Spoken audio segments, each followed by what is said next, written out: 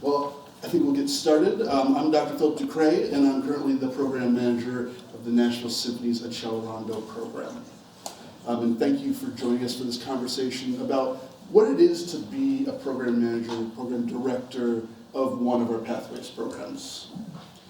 That means, what does it mean to bring everything together and help our students achieve their dreams, what they need to be kind of learning to get into colleges and fulfill their dreams. And we will get some answers from these folks who are in their roles musicians and administrators and teachers, and during college season, travel agents. Therapists.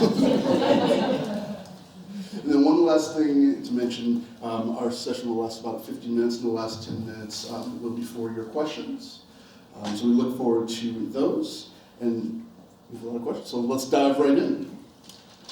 So first, I thought I'd just give you guys the opportunity to introduce yourselves and talk about what is your what makes up your Pathways program. I'll start down there. Hi, my name is James Hall. I'm the project director of the Chicago Musical Pathways Initiative. So, like all Pathways programs, we are focused on helping students from underrepresented backgrounds in classical music be prepared to successfully audition into top-tier music schools. And we do that through education and mentoring resources that we provide our fellows and parents. So we really believe in engaging the whole family around all of our fellows. We offer support for private lessons. We offer funding support for college application fees, summer camp tuition, trial lessons, instrument purchase for our upperclassmen. And then each fellow in our program also has a support team of adults who are really focused on guiding them to be successful. They have their private teacher, of course. They have their student navigator, who is a full-time staff member at CMPI. They have a professional musician mentor who kind of deals with all of the things related to music that aren't able to be covered in the hour-long private lesson each week. And then, we also want to connect our families to each other as resources and to our alumni. So I think probably the most important thing that we do, and probably we all do, is the jury and advisory process. So making sure that for each fellow in our program, they have a really clear and detailed plan on the things they need to focus on musically and extra-musically in order to be ready when it's time to audition into schools. So providing that rigorous, ongoing feedback and evaluation is a really big part of our model as well. So that's sort of the 30-second elevator pitch version of it, and I'm happy to kind of go into more details as we go. Good morning. I'm Rachel Siegel, and I'm the founder and executive director of the Primavera Fund. We do a lot of the same things as CMPI, and we've been around for about 10 years. One thing, we're a standalone program. We're not part of a larger group. And one of the interesting things about us is we kind of started out our life as an instrument lending program. That was where we started. So that's still at the core of what we do, is we make sure all of our students are given a professional grade instrument to help their progress. And me and my associate director, Kenny Bean, are both working classical musicians as well. He's a conductor, I'm a violinist, and we act as their mentors. So any questions that they have, we're always available for them, and their parents and their teachers. We really try to make sure that they get with the teacher that will help them both musically and personally. And so we provide, obviously, instruments, private lessons, tuition for youth orchestra, chamber music, summer camp. We also, if they're interested in composition, we have actually one of our students that's here in the Pathways Orchestra. He is both a violinist and a composer. So if they're interested in something else, we try to help them with that as well. And our ultimate goal is to get them into the college or conservatory of their choice, and to get them at a level where they're competitive to be able to do that. Hi, my name is Tomoko Fujita. I'm a cello professor and coordinator of the Cali Pathways Project at Montclair State University. So very similar to Primavera and CMPI, we aim to offer our students financial, musical, and informational supports to get them to college. As the only university-based pathways program, we really see ourselves as a bridge to college. We encourage our students to come to campus and engage with our undergraduates, our graduate students, our faculty, and our guest artists, and get them in, give them the opportunity to have a glimpse into sort of the future of higher education for them at the college level. Hi everyone, I'm Angela Hamilton. I'm the program manager for the Washington Musical Pathways Initiative based in DC. We're a partner. Our program is a joint partnership between the DC Youth Orchestra program, Levine Music, the National Symphony Orchestra, and the Kennedy Center. So similar to all of these programs, we aim to offer financial, educational, and other resources to our students to help us prepare them, not just to get into the top conservatories, but to, take agency as, young musicians, and we really encourage them to make decisions for themselves. We really, instead of talking to the parents for big decisions, we include the kids so that they know this is what your stipend money is going towards. Are you good with that? What do you need? So that they can start making these choices so that once they get to college, they're not scrambling and saying, oh gosh, now I'm by myself. We try to give them as much support as we can so that once they are on their own, they feel confident enough to be resourceful and also reach out to their communities. Wonderful.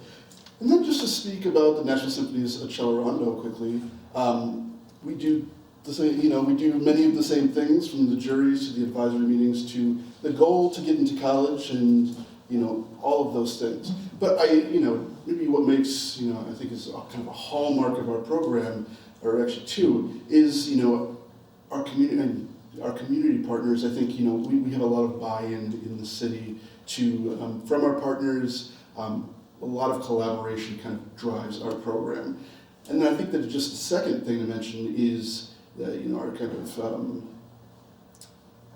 our kind of mission is just to make sure, to remove obstacles from our students, to make sure that anything that might impede them from success, we take care of that, so they can focus on practicing and they can focus on getting where they need to go. So that's something I'm particularly proud of in this program. So I thought we might pivot to our next question to talk about some of the elements involved with being a program manager or director of a Pathways program. So I might start with Rachel. What are the main challenges you face running a Pathways program, and how do you address them? Some of the main challenges. Well, one of the challenges of our program, but also what I think is something that's great about our program, is that it's very individualized to each student. And that can sometimes, we have to deal with issues of equity sort of within our program. Are we sort of lavishing, stuff on one student while not paying as much attention to somebody else? And some of the students are very communicative with us about their needs, and other ones we have to really draw it out of them and check in with them. Are you still okay? Do you need anything else? And check in with their teacher. So dealing both with individual needs of the students and their individual personalities can be a little bit challenging, but it also helps us to get to know them a lot better as individual young musicians. And I thought I would throw it over to James.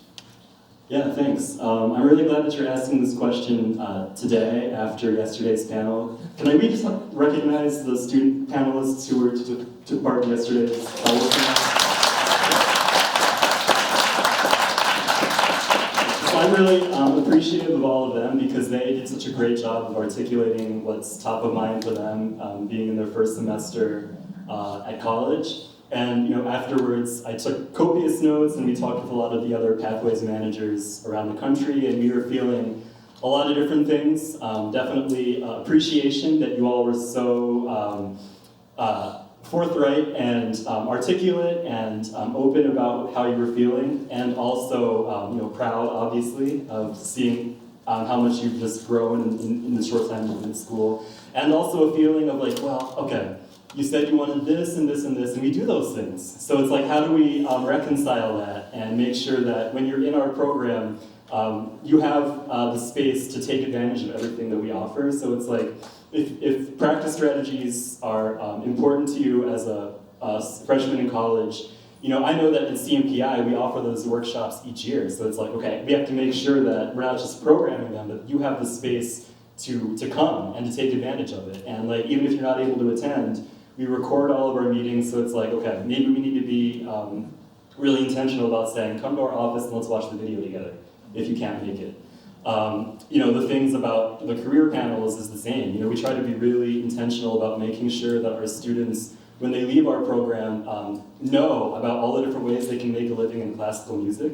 So I know that in CMPI we offer career workshops with people who represent all sorts of different professions within the field of classical music. So it's like, okay, we're programming these things. How do we make sure that everybody in our program is taking advantage and processing and really walking away with not just having attended, but understanding what we wanted them to get out of that.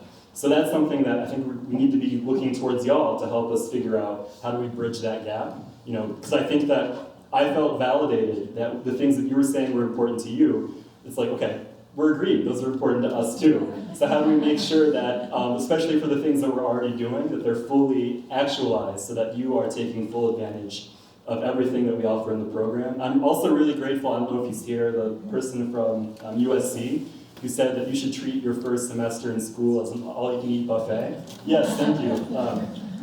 I think, you know, we want our Pathways programs, we want you to have that same philosophy while you're in our Pathways programs. Like, come to the master classes, come to the career workshops, come to the practice strategies workshops, because clearly they're important when you're out of our program and you're in your first semester at school. So I think we need to be really, I'm thinking personally about how do we instill that sense of, okay, while you're in this program for however many years that we have you, take advantage of everything that we're programming. So I think that is a challenge and also an opportunity for us. Like, how do we bridge that gap and make sure that you are taking advantage of everything that we do? And then just to add one more thing, just kind of touch on Rachel's point. Every student needs a different plan. Yeah. We have all of these hallmarks, but every student needs a different thing. And sometimes it is up to the teachers and the administrators to understand what that is, what that thing that student needs at that time. And I think that's probably that's one of the hardest parts of the program, because it's not always playing, it's not always organizing practice for a student. Sometimes it is, informing parents. Sometimes it is, doing other things that don't necessarily fall into doing payroll or, your budget or things like that. So I think that's, at least for us, I think that's really huge. And to that point, we'll do a little switch of the paper. As program managers, how do you balance your administrative duties with the unwritten aspects of classical music education and social emotional preparation? I'm proud of that. I think I might start with Tomoko. Thanks. Well, as a staff of one, with university teaching jobs in addition to the Pathways work, I start by accepting that I can't do everything, that I'm going to do as much as I can. I get a lot of help from my university colleagues with some administrative tasks like payroll and budgeting and grant writing, and then I rely on my music faculty colleagues for student evaluation, performance opportunities, and mentoring as well. We have great partnerships with local teachers and program directors who will also help support our students. Like if we have a certain number of students at one program, I'll kind of check in with their director first to see kind of who needs a little bit more follow-up.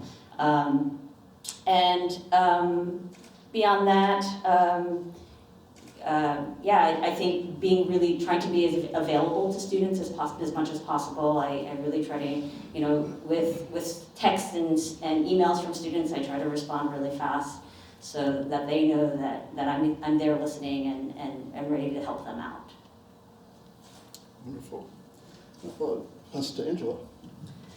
Yeah, it's hard to do everything, and with the amount of support that not just our students need, but also the parents. We have a lot of parents who, they went to college outside of this country, or they don't come from a music background, and so it's one thing to, have their child when they're young be in orchestra and take lessons, but then as you get older and as they get more serious, thinking about, for all of these college auditions, I gotta take days off, to travel, and, if it's a 2-day where, you have the audition and then you might have a callback, you have to do another audition, then you have to stay for 2 days, and it's a lot of coordination and trying to figure it out. And we do have some students who, there's 2 kids in the program, and so then balancing that, it is a lot. Thankfully, we're a team of 2, Jamila, and so we also have help through our partners. We have a steering committee which helps us with big picture ideas and kind of structures to put in place for the program. We also have a task force which helps us with more logistics and more detailed things. So getting those different perspectives and hearing based off of what they do in their respective organizations, it really helps us kind of get ideas, but then also share resources, which has been extremely helpful. And then we kind of split our duties. I do a lot of the budgeting and payroll and being a travel agent and, helping out with logistics for events. And, Jamila, she's a faculty member at Levine. So if we need to do a teacher change, then, she already knows, either a person or how to seek that information out. So I think our collective knowledge really helps us have a wide reach so that if there's something that we don't know, we know exactly who to go to find that out for support of our students. Wonderful. And then just kind of a note, if we have any folks thinking about a Pathways program in the near future or working in an earlier stage, one thing that I've heard so many times is it takes a full year to really understand what the job what the job is, what you're doing, because month to month everything looks so different, and I think even year to year it looks so different. I mean, I'm thinking about FAFSA this year, but really I think in that balance and in finding that balance, it changes and it's ever changing, and I think that's a good thing. Can I just add one quick thing? Yeah, of course. I find that the biggest challenge in this arena is to balance my private life with my own time, with my professional obligations. So while it may be tempting to respond to an email or book a flight because you just got this information at 9:30 p.m. on a Saturday night, don't do it. I think that having office hours, and obviously if there's an emergency, there's an emergency, it happens, but it also teaches the students those boundaries and that they should maintain those in their own lives. Now I'll pass it back over to James, just to kind of, thinking about those, those individualized plans and, what it takes to help a student be successful. Could you speak a little bit and actually share a success story of one of your students highlighting, that dramatic transformation that we see sometimes with our students? Yeah, absolutely. Zach Allen is here. I just want to acknowledge, because he's a perfect example, but I'm not going to embarrass you. I'm going to feature a different student, but I just want to acknowledge also that Zach, there's so many students we could talk about in this. Instead, I'm going to talk about a bassoon player we have in our program. So he actually auditioned for CMPI twice, and he'd been playing for a couple of years before his first audition, and it was very evident that he was still sort of learning how to operate the instrument. When he re-auditioned, he was a little bit further ahead than he was the first time, but still very much in that beginning phase. He joined our program as a 9th grader. And then what happened in between 9th grade and 12th grade, we forced our students to go to summer camp. And it's really important because I think that was the beginning of the transformation for him. He went to Kinhaven, and shout out Tony and Tomoko and everyone on staff there. At Kinhaven, he was matched with a bassoon professor who was a member of the Metropolitan Opera Orchestra. That teacher generously loaned him a professional quality bassoon, which he still plays to this day. And when we took away the barrier of how to operate that instrument, he had an instrument that he was responsive to what he was capable of doing. It was just, the transformation was exponential day after day. This year he won a Jack Kent Cooke scholarship from the top. He's been accepted to some amazing top-tier universities, and it's like if you watched the video of his first audition in 9th grade and his most recent recital performance, you would just wonder, okay, what happened in between those years? And it's a perfect example because what happened was he joined the Pathways program. And the transformation, it's like... So the name sounded more self-congratulatory than But it's a perfect example because it's like, he is someone who came into the program with the soul and intellect of a musician, and we just continued to open doors for him. And it was him himself who did the work to be able to open each door and walk through. And that's exactly what we want to see. We want to see people who have the drive, who have the work ethic, who have the desire, and then we just put opportunities in front of them and let them do what they're going to do. And so he was a perfect example of that. And we're not trying to, Adrian always talks about we're not programs of outliers. We don't just pick the most talented students. We want to guarantee the same results for all the students who come through Pathways programs and are willing to do that work. And so, we've had, again, there's so many different students that I could tell stories about, but we're trying to make those results typical for students who come into the program and have the desire. And oftentimes, I think we see what's possible before they do, before their parents do, before sometimes their teachers do. And one of the things, we're talking about the difficulties of balancing the workload and all the demands. I think when we see the results at the end, it really puts, at least for me, puts fuel back in the tank and fuels the desire and the energy to keep doing the work. So it becomes sort of a self-fulfilling cycle. Maybe that's not the right term.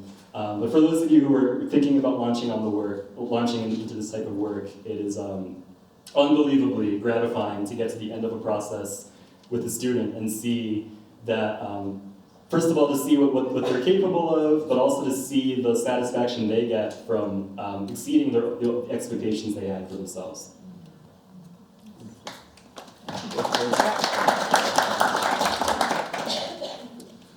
All right, and then with that, I kind of want to shift gears and talk about collaboration and how we collaborate with our partners, with new partners.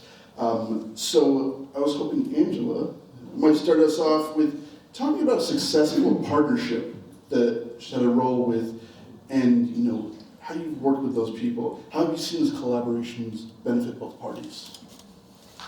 Yeah, so as I said before, our partners are DC Youth Orchestra, Levine Music, NSO, not this NSO, and the Kennedy Center. And so one thing in the pilot program before Jamila and I started was that it was with kids from different programs in the partner organizations. And so through that, we've been able to still funnel kids, and I've stolen a couple of kids from other programs within our partners, so it's fine. To be a part of this program, and if there are certain students that apply for the program and maybe they're not at the level, they're just not ready yet, we have other programs through the partner organizations that they can go to still get some type of support. So maybe they're not old enough because we start at 8th grade, or maybe they haven't had any private lessons before, and so we think they should, get some consistent private lessons before they reapply. We can say, go to DCYO's Talent Development Program, you're already a student there. Go to Levine Honors or Rising Star if you're younger. Through our partnership with the NSO Youth Fellows, on Tuesday we had a chamber masterclass with the Imani Winds. We do, through the partnership with Levine, we have certain opportunities for master classes, and we had earlier this year Juilliard live or Interlochen live auditions. And so we're able to share resources so that our students get more than just what WNPI provides, which is really great. And also students from those other programs in the partner, with our collaboration, they get to know about our program and we get to, share in those experiences.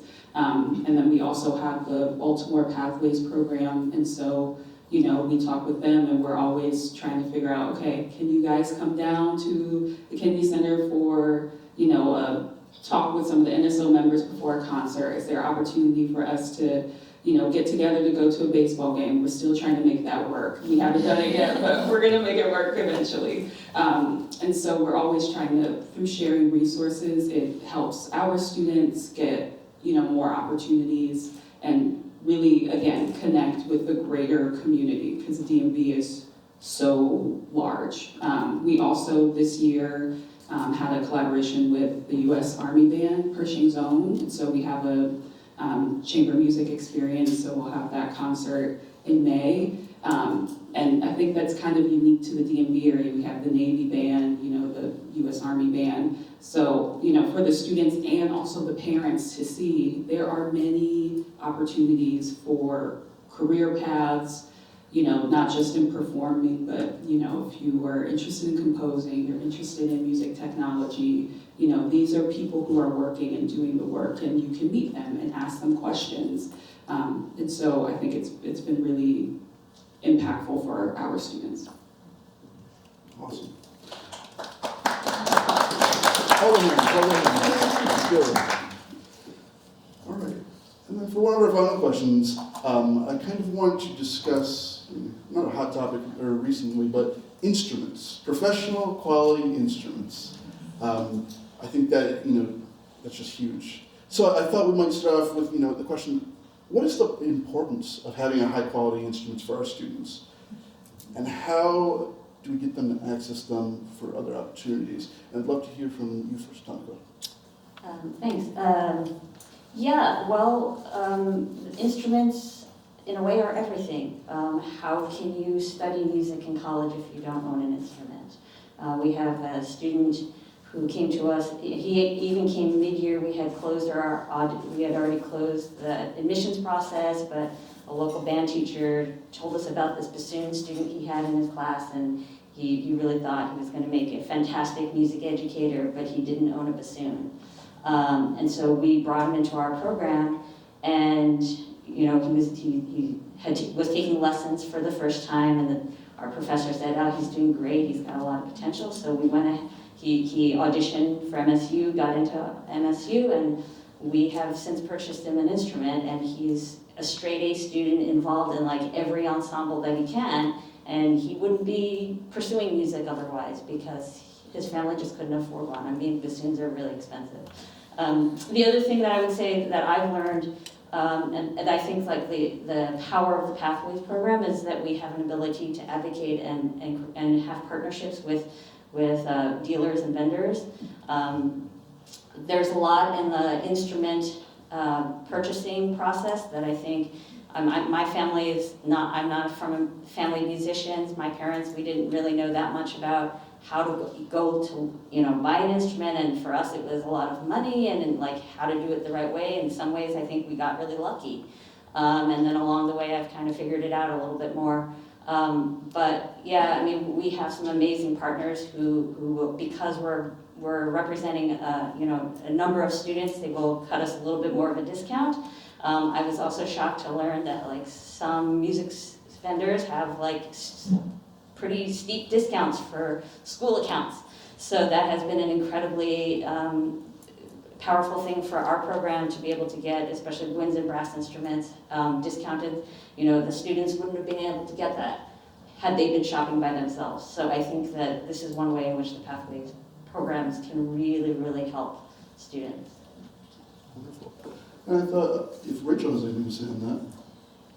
Sure, I've got a lot to say on that. Well, I also spent many years teaching private lessons. I taught also a group class in an elementary school. I taught at 2 different colleges, but I taught like secondary lessons. They did not have music majors. And I had a large private teaching studio. And this was kind of why the instruments were one of the first thing that we really did. I do not think that 20 minutes of a lesson should be spent making sure that the pegs are put in, and making sure this bridge is up, and making being like, you have to take this to get fixed because there's a massive open seam. Well, they don't know where to go. They don't have the money to fix it. The strings are unraveling, and it's just, there's a huge difference between that situation, which kind of destroys, a third of your lesson time, right? And someone coming in with a really great instrument, everything works, everything's set up well, their strings are in great operating condition, everything's good. You can just get right down to business. Also, it's funny, I'm going to tell a little story about a bassoon. It seems to be a theme here. Yeah, one of our first students in Primavera Fund was a bassoonist, and they audition in the spring, but then we start their support in September when the school year starts. So he went to camp over the summer, and he was using the bassoon that he had been using for a while, which apparently was just garbage. And his teacher at camp sent us an email about how terrible this instrument was. And part of its register was always sharp, and part of its register was always flat, and this and that and the other thing didn't work, it was awful. So for one of the first things I said to him was, it sounds to me like the first thing you need before we even talk about teachers or anything else is a new bassoon, because this one, I think, seems like it would serve the world better as a lamp. And so it's just like anything, you have to have a good operating computer, you have to have the proper tools to be able to do the job and to be able to, excel. And we also have such great, partnerships, and I'm always amazed at the generosity of shops when you go to them and you're like, yeah, we're purchasing this instrument for this student, and then the discounts are unbelievable, and they'll also discount work they do on it, for repairs and everything, and when I see the kids light up when they go try these instruments, one of my favorite parts of my job is going to try instruments with kids, because they're just like, oh, this is amazing. It's just so great to see them light up that way. Wonderful. And then, before we go to question and answer, we're running a little bit afterwards, so if we don't have enough time, you just find us we'll be hanging around. But, just one last word, just on instruments. I think that is one of the biggest, it can't be big, one of the biggest differences. Mm-hmm. Students coming in as freshmen in college, I'm a violinist, so $50,000 instrument. To another student's $1,000. And unfortunately, it does make a difference. I mean, it does. So I guess the challenge, maybe the challenge going forward is just, how to make those things, how to give more of that access. I think that's really important. All right, so I wanted to open the floor for questions. I think we have 4 minutes, 30 minutes, 10 minutes. Okay, we're good. Beautiful. Approximately how many students do each one of your programs serve per year? I have 39 in mine. We have 32 next year, where we'll have 35. 21 with 24 by the end of the year. 46 currently, and we'll go up to between 50 and 53 in the fall. We only have 16.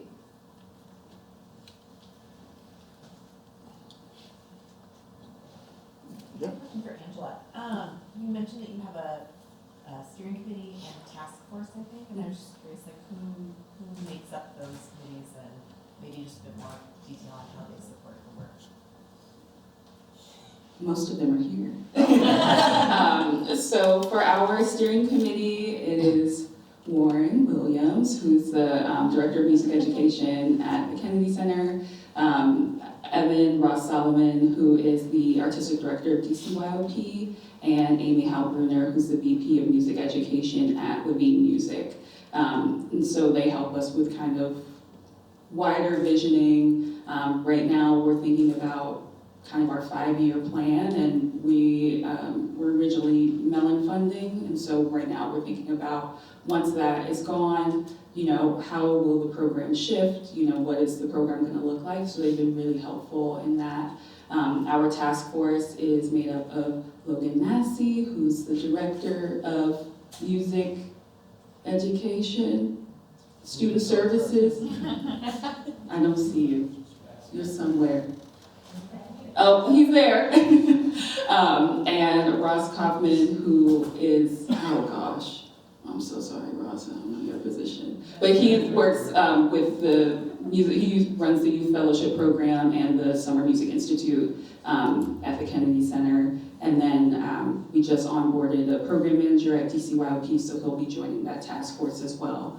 So they help us with, okay, we've got this event, or we want to do more chamber music. We do our chamber music through Levine, so through the Levine Honors Program, Logan, how does that work? You know, how do you run that to get ideas? We want to plan different master classes. You know, what do you have any people in mind that you think would be great? Or we have a student who is interested in composition. They're taking the Levine composition music theory class. Are there any other resources that we can provide?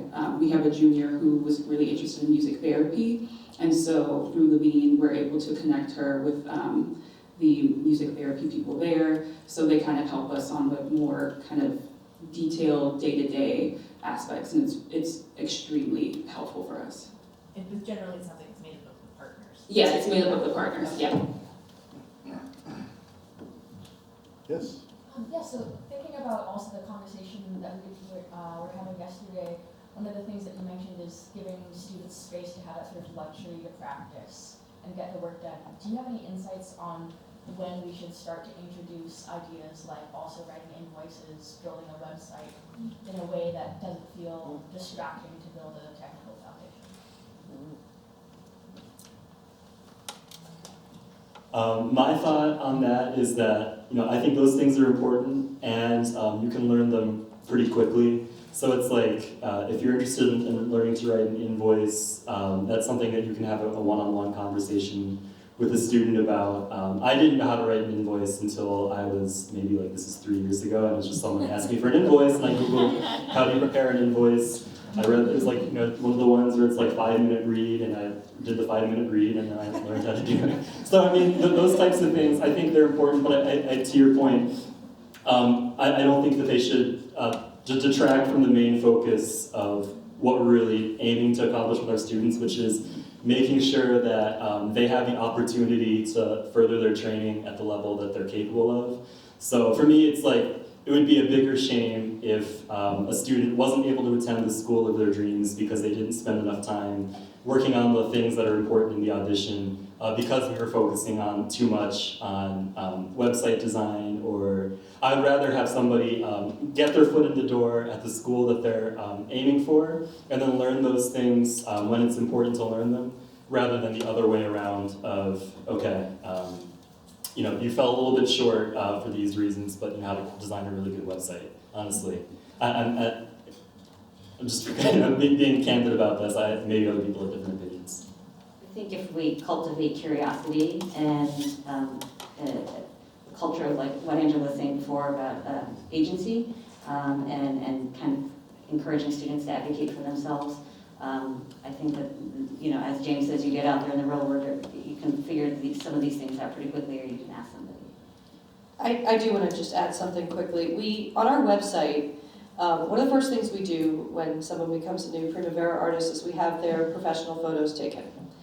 And we have profiles of all of our students on the website. We have a whole program now, actually, where a woman named Susanna Lowy runs this program that it's wonderful. I mean, I sit in on these classes, and it's incredible for me, too. But they had come up with their own bios. They choose the photos that they want there. So it's sort of like I mean, it's not a website, but it's a mini little thing that they help us manage. And when they want new photos, they ask for new photos. When they want bio updates, they send them to us. And one of the things that we're really very serious about with them is their online presence. I do think that it's very important to teach them as young as possible that what goes on the internet stays there forever. Whether it's social media or a website or anything. So I really do think that's important. Also, I just want to add quickly, I created my first invoice for myself this calendar year, so. Teach them how to use ChatGPT. Great, any other questions? Yes. What is everyone in your program eligible for an instrument purchase, or what type of commitment do you have to get in the family? Do they have to major in music performance or commit to that, or just the eligibility and the commitment from the family? Like, how does that work in your program to purchase them an instrument? So for us, we offer stipends to our students, and we have different tiers depending on the grade. So the largest total stipend is $4,500 for our juniors and seniors. And so they can use all of it towards instrument purchase. They can use some of it. Beyond that, we can't provide more, but we do encourage, and we check in with the students. For the new students coming in, when we interview them, we ask them, what is your instrument? Are you renting, or do you have it purchased? How is it, do you have a music stand? Do you have a mirror that you can use for practice? Do you have a metronome? All of those things so that we know. So we've had this year some of our 8th graders get, new violins, and they've used their stipends. We definitely, once they are getting into their junior year, we sit down and have a conversation of, okay, these are the schools you want to apply to, this is what you have, this is where your instrument's at, do we need something now? And then we kind of figure it out. We had our double bassist last year, he's probably like 5'4", had this rental from DCYO that was huge, and the case was held together with 2 belts. And so we were like, no, you will be using all of your stipend. You don't have a choice. We tell them they have a choice, but for this one, we were like, you don't have a choice. You're buying a new bass that is a 5/8 bass. It's going to be, better for you. It's going to be more comfortable for you playing. And they purchased it and used the stipend. And every time he comes into rehearsal, I smile because I'm like, it's just so easy for you to get around and for you to play, and you've got a little wheelie thing, and it's great. You're not dragging this gigantic bass. So that's what we do. We start the conversations young, but really going into junior year, we have a serious talk, and we tell the families to have a conversation on what can you afford. Do we need to be talking with different vendors and collaborating with them? So yeah, that's for us. Ours is a little bit differently structured in the sense that we offer instrument funding to 11th and 12th graders, and they first have to make a commitment to major in music. So we want, just because funding is limited, we really have to prioritize the students who know that this is the path that they want to be on, and they really need this instrument to be able to take that next step. So it's a important commitment, and we have the conversation leading up to it with the family and the students. So we preview, okay, what's the plan? When do we need this? We talk to the teacher, and oftentimes the amount of funding that we offer doesn't cover the full cost of the instrument, so we also train them in how to raise funds and do GoFundMes and other ways to supplement the scholarship we offer to my instrument. Great, maybe time for one more question if we have one. So talking about instruments and purchasing, do all of your students get to keep their instruments, or are any of them on permanent loan with your program? Our instruments are on permanent loan. We buy them and we lend them out to the students, and there's a couple reasons for that. We maintain them as assets that's a whole other thing, never mind. But the reason that we do that is because they're really nice instruments, right? So we maintain the insurance on them under our own group policy, and after they graduate, they do have the option at any point of purchasing it for string instruments that go up in value, the cost that we paid for it, and anything that goes down in value, like what it's worth now, you know. But we also, even after they graduate and go to college, we pay for major repairs. So we no longer pay for supplies, but we want the repairs to be done at a reputable shop. So that's the continuing support that we provide after they graduate. We do buy instruments for students, and then they belong to the student. We do have a minute if anyone wants to slide in a quick one. Sorry, Charlie Grody from Merit School of Music and CMPI. I just want to say thank you to the panel. Appreciate the work that you are doing day to day and for sharing it with us. One of the things that I appreciated, Tomoko, you talked about cultivating curiosity. So if you're successful in a way, right, you are working yourselves out of jobs, right, with your fellows. So just I'd love to hear a thought around how do you really work toward intrinsically embedding that ownership, that curiosity in the fellows, as opposed to your programs being responsible for it as they do? I know that's a big question, but I'm confident you can.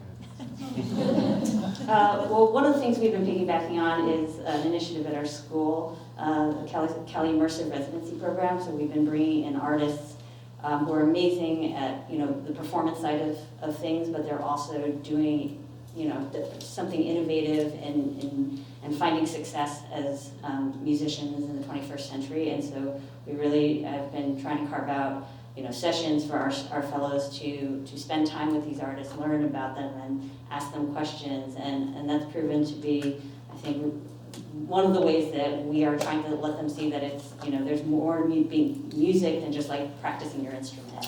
When we have a concert attendance requirement, we allow them to see any kind of concert with live musicians at it. So to me, it's just as important for them to go to an orchestra concert as it is to go to a jazz performance, to go to a musical, to go to a pop concert. These are all things that they should know about music and the world. So, you know, I think that those, you know, so they're small things, but I think that they sow the seeds for that curiosity. Just to add on to that, I think one way that we build that in sort of naturally is by having students apply to things. So I think, you know, one of the reasons why we emphasize summer camp is it gives students an opportunity to really sit down and research. What do I want from my experience this summer, and who do I want to study with? And we might make recommendations, but ultimately we say, like, this is your life. And it's the same thing with college. Like we have sort of a framework for how they can think about the tiers of schools that they look at, but it's them deciding their future and the things that they want to study and the things that they want to get out of that. So, and we could say the same thing for different scholarships and enrichment programs that students apply for. So just encouraging them to go put themselves out there and research things that are available, you know, submit the tape or the application based on their own interests and the things that they want. For themselves, I think, is a big part of that all of our students can do it, not just the older ones. I love that. So one last thing on that, you know, just in response, you know, I think that, you know, one of the things we work on a lot with our students is kind of, I call it project management, you know, making sure that you know how to get a project from A to Z. Every summer festival, every college audition, everything. We've, you know, we see growth. We see growth. But I think that's kind of how we do it. And I think that yields a lot of good results. Calendaring, a lot of calendaring. Mm-hmm. Yes. But anyways, I just want to thank all of our panelists, you know, for all of their wisdom and experience today. So let's give them a hand.